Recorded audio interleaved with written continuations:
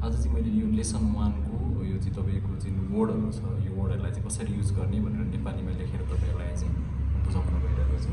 जस्तै तपाईँको यो सान भन्ने वर्ड छ र अगाडि जुन हामीले देख्दै गरेको यो यस्तो खालको ड्यास टाइपको चिन्ह जुन मिनिङमा हामीले देखिन्छ त्यसको अगाडि चाहिँ केही आउँछ, कुनै नाउन अथवा केही चिज आउँछ भनेर बुझ्नुपर्ने हुन्छ। ल हामीले फर्स्टमा सानको हामीले एक्सप्लेन गरौँ।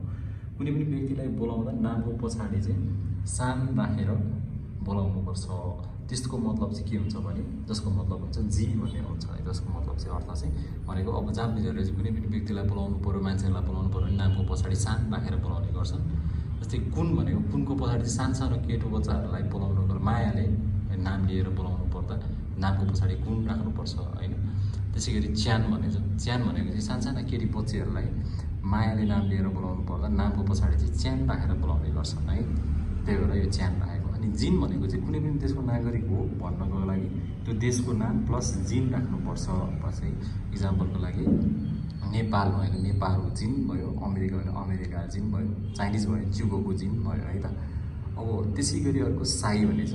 व्यक्तिले आफ्नो उमेरको नम्बर पछाडि साई जोडिन्छ है।